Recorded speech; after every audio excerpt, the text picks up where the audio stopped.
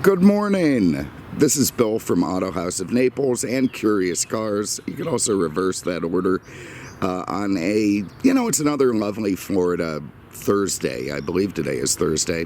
The weather is quite nice. It's in the mid-60s.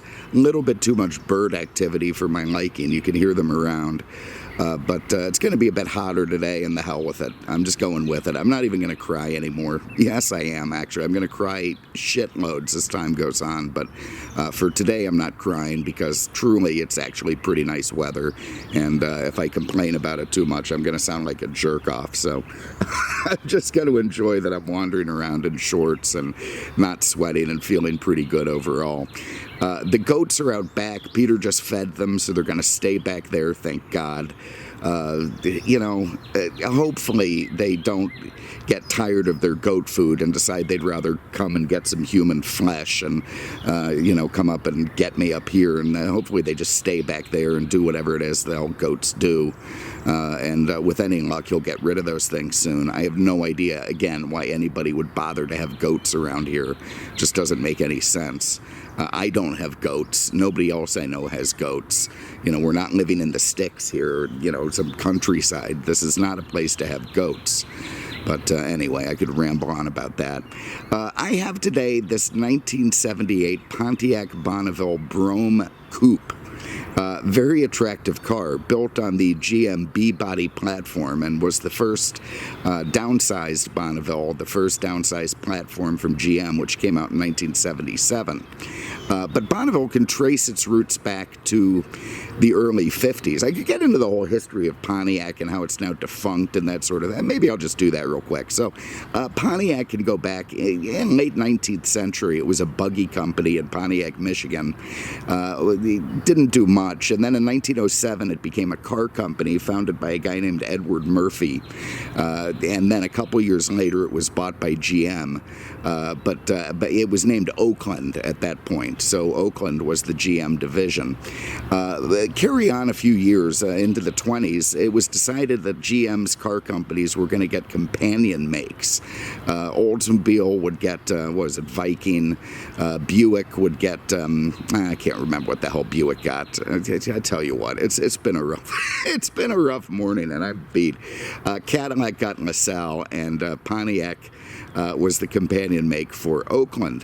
What's interesting about that is while all the other companion makes went the way of the dodo bird, unlike Pontiac itself in 2010, Pontiac did outsell its superior make, Oakland. The companion makes were supposed to offer sort of a cheaper alternative to the cars that they were coupled to. LaSalle's were a little bit cheaper than Cadillacs, for instance, but Pontiac went very popular. And I guess it was essentially a Chevy with a bigger engine is the way people saw it then, and it did become a hit, and Pontiac sold better than Oakland, so they said, the hell with it, we're going to get rid of Oakland and keep Pontiac. And so they did. But the first Bonneville didn't appear until many, many years later, and was kind of a sister car to the Corvette, weirdly enough, which also parallels the way Pontiac always wanted a Corvette but never got one. But anyway, in 1954, it was a show car at the Motorama. Motorama was a GM-only car show that ran parallel to the New York Auto Show, and it was held at the Waldorf Astoria. And they highlighted a lot of the stuff that would be, it was sort of an addendum to the New York Auto Show, so it could be much, bigger and fleshed out. And displayed with the Corvette at that 54 Motorama was the Pontiac Bonneville Special, also designed by Harley Earl, kind of a legendary guy. And it looked a little bit like the Corvette, had gull wing windows and swooping bodywork, and apparently was inspired by his visit to the Bonneville Salt Flats, which obviously makes sense. And that did not really attain production. It was a concept car, which, by the way, was another thing that sort of became invented by Harley Earl, the whole concept of concept cars. But the Bonneville didn't appear on an actual production car until 57, when it became an option package, or I shouldn't say that. It became There was no options on it except air conditioning and a Continental kit, and they only made about 600 of them. It was a Bonneville convertible based on the Chieftain, and they're amongst the most collectible now because they were way over $5,000, which was more than an entry-level Cadillac, and there were no real. It came with everything. It was absolutely loaded. The only stuff you could get on it was air conditioning and a Continental kit in the back. Fast forward a couple years later, Bonneville then becomes its own line in 1959, and it started the whole wide track thing, the whole split grill thing that Pontiac is now famous for. And I want to say in 59, oh God, you know what? I'm telling you, I'm losing it. There was actually a 58, I believe, but 59 was the first year of that arrowhead logo at the front. It replaced some of the other Pontiac stuff, which by today's standards would be very politically incorrect. All the original Pontiac logos borrowed from Native American culture, which is now taboo, apparently, unless you're a professor at Harvard. But anyway, the Bonneville became their top-of-the-line car and continued that way all the way through their demise in 2010. There was a weird little glitch where it became intermediate in the 80s, but it was still pretty much their top-of-the-line car. And this 77 model was no different. This was, when you think of Pontiac in the 70s, everybody gets into Firebird, Smokey and the Bandit, that sort of thing. Very few people sort of consider, unless you had one, that Pontiac built obviously everything. They had sedans, coupes, wagons, small cars, big cars, you name it. Obviously, they were a true GM company. But when you think of Pontiac in the 70s now, it's all, Sally Field and Burt Reynolds and that sort of thing. The B-body, the downsized B-body that came out in 77 was actually very successful for GM, and that made it a bit of a rarity in the downsizing world. When you think of bad downsizing, you could think of the way the Thunderbird in 1980 went to this Fox body platform and was pretty much hated, absolutely despised. And GM did not suffer that with these B-body cars. The Caprice Classic, the LeSabre, the Bonneville were all received very, very well by the public and by the automotive press. They were considerably shorter than their predecessors. The 76 Bonneville was enormous. The engines were detuned, sort of in accordance with the time. But there's a cat. There it is, over there. I knew it. I knew I wouldn't be free from him. He's stalking me. He's going to go around the bushes on that side and then make a run up this driveway. Hopefully he knows I saw him. That's the end of that.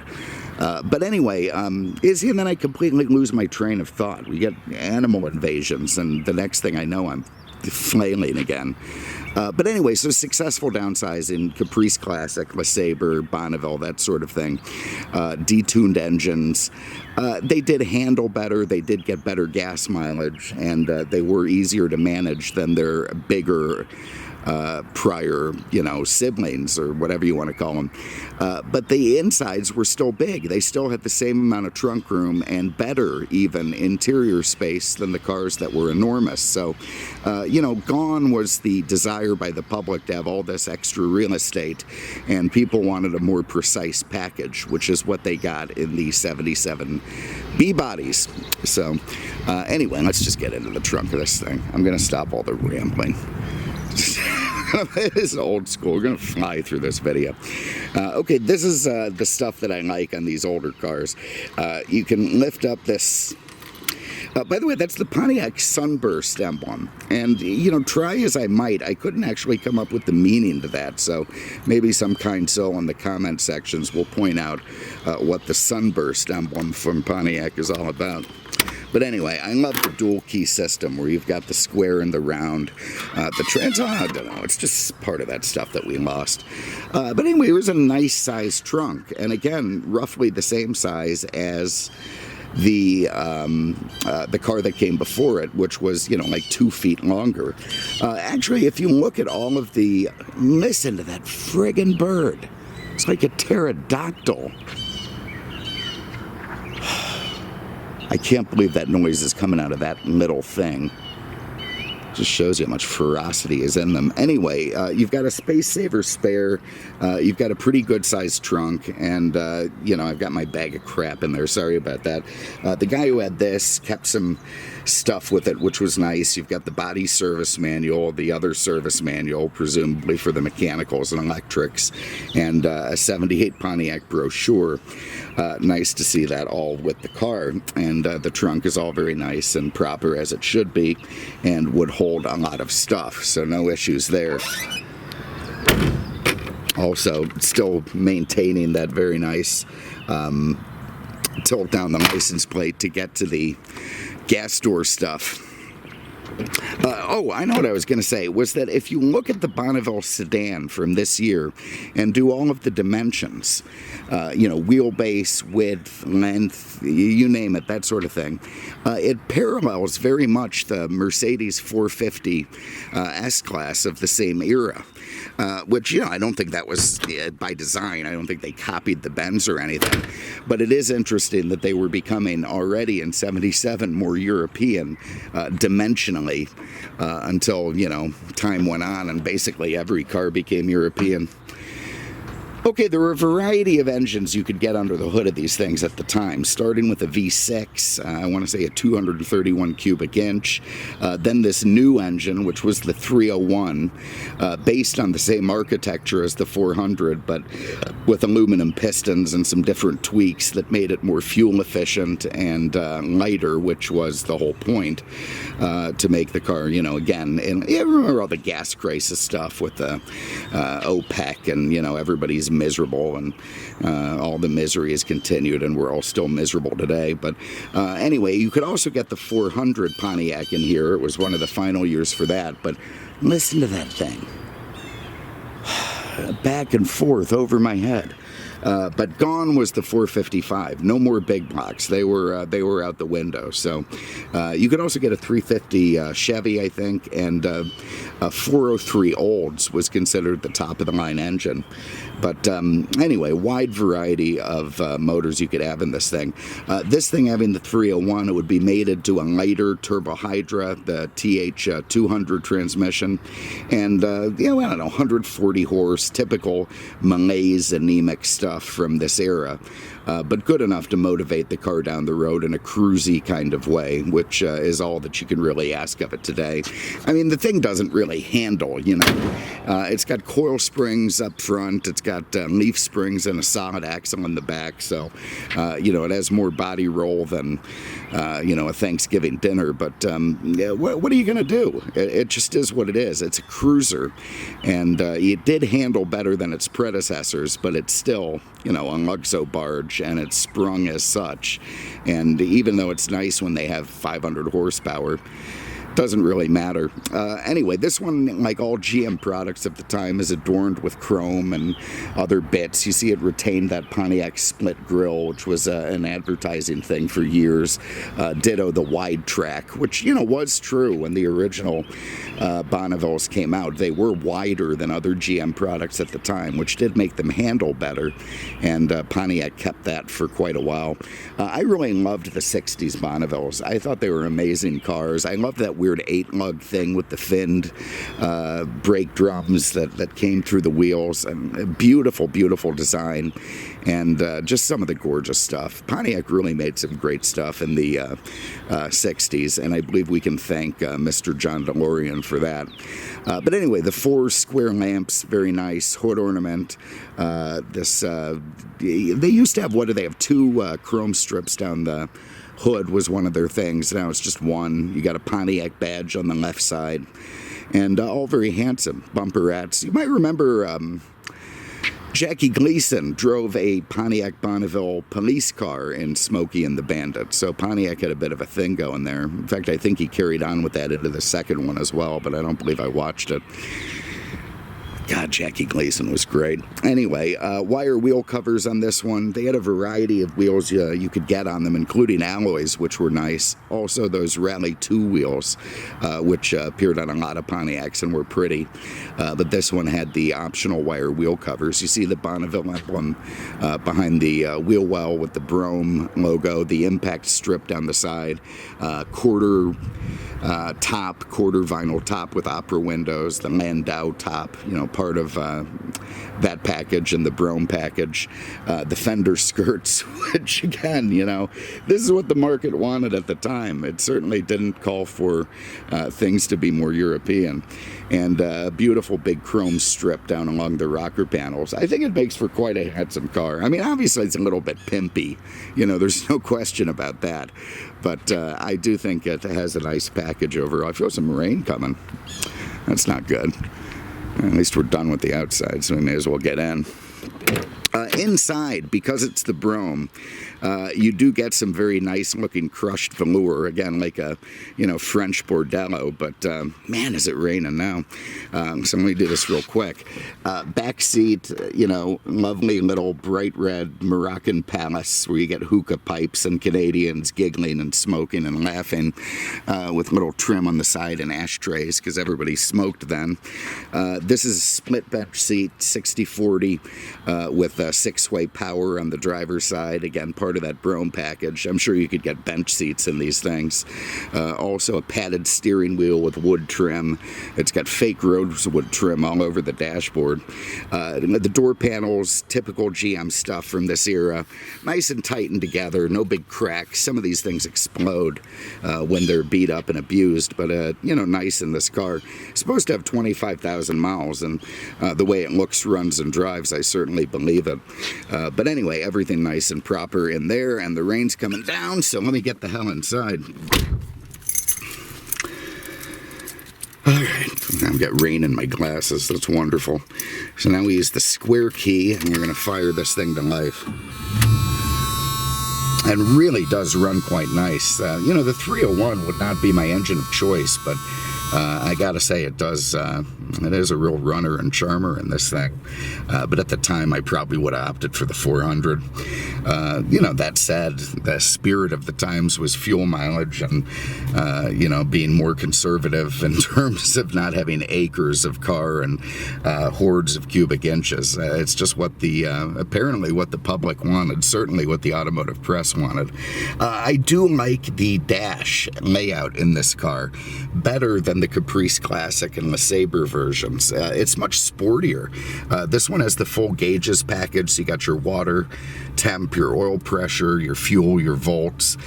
You've got a kind of a dumb Mercedes style power and economy, vacuum-based economy gauge, which I don't know how we're having good economy now since we're idling. You got a 85 mile an hour speedo. There you see just 24,000 on the clock. You've got your headlight control, your wiper control, which I'm scared to use because I don't know we've tested that yet. You get this row of little warning lights up here if something goes wrong. I like the way they've run the vents into that black strip that goes around the top of the fake rosewood. There you see it's got radial tune suspension, a lot better than their bias ply tune suspension that they had before that. You got options in the Brougham package like a tilt wheel, cruise control, very nice, power windows and locks, lovely, and with the speed at which the windows work is awesome. Very, very cool. You also get a digital clock, which appears to not be working. You got a power antenna, you've got a rear defogger, you've got air conditioning, and an AM/FM 8-track. And I've saved one of the 8 tracks from the last car. So let's see what we got here. We got George Jones. I found him to be amusing. All right, let's go. I got a heart nearly big as Texas, about the size of the Astrodome. Yeah, I could just listen to shit like this all day, driving this car around, enjoying the hell out of myself. I really could. It's like living in a different place and time. But anyway, there's the 8-track. You got a big wide mirror here, standard stuff. You got sun visors with a mirror And, you know, everything quite nice. Also 3-point seat belts, which I will put on. This detail, was it better today? A little bit, but I think that's just because I went back there and messed with Dalton while he was doing it. You know, it interrupted his me time.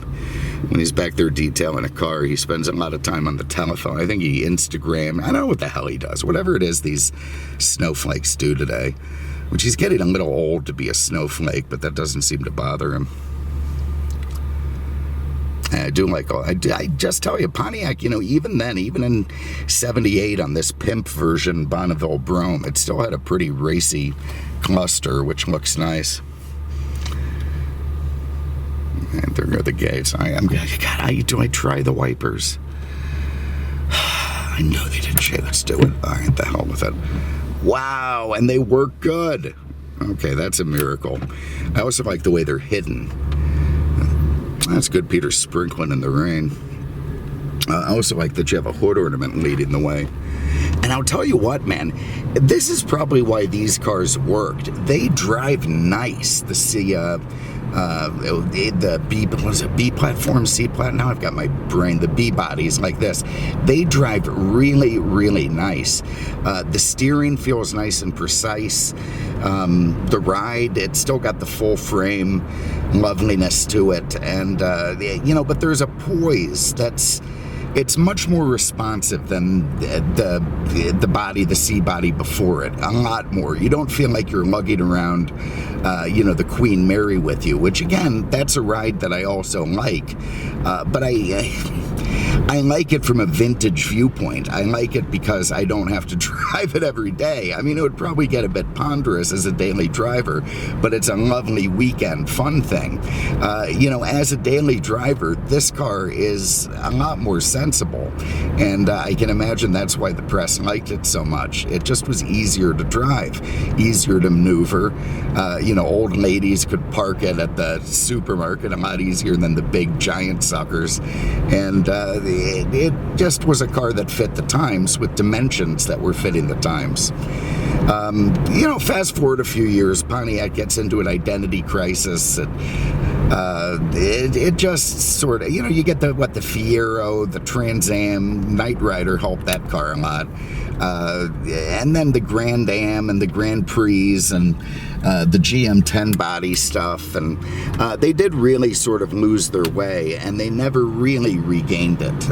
They just didn't. And that's probably why GM made the call to get rid of them. They never made it back the way that other companies did. But in '78, they were doing fine. And this car sold pretty well. Nowhere near what the Caprice did, but it was more money than the Caprice, so why not buy a Caprice?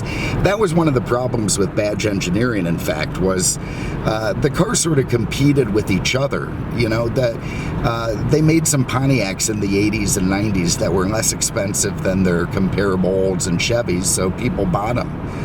Or they made some Chevys that were less expensive. They ate into each other.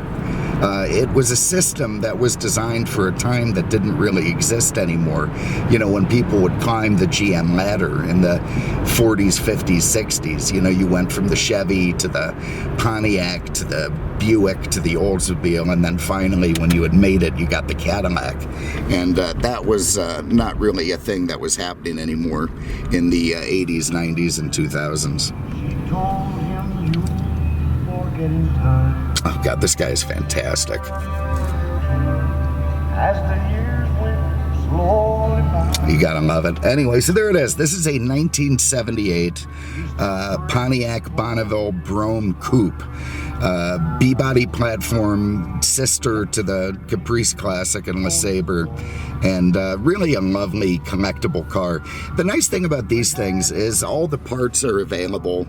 They're fairly easy for any home mechanic or shop mechanic to maintain. They made enough of them so there's a bunch of used parts out there. You need an air conditioning compressor, it's at Advanced Auto Parts, it's air cleaner. You know, there's no trickery to having one of these things. things. You don't have to have some shop start fabricating parts for it. Pretty much everything's available, and that's one of the joys of having an entry-level collectible like this that isn't going to be a pain in your ass to keep on the road. It's nice and easy and fun, and man, does it get looks and attention. It really does. People seem to dig this thing. I will say this, one thing that gives me hope for the future is that young people seem to have an interest in these kind of cars, and I've noticed that, and way more so than, like a 57 Chevy doesn't mean much to them for some reason, but you pull up in an AMC Pacer and they go crazy. So I haven't quite figured that out, but it's an interesting phenomenon, and I think it I won't say it bodes well for the future, but it might. It might.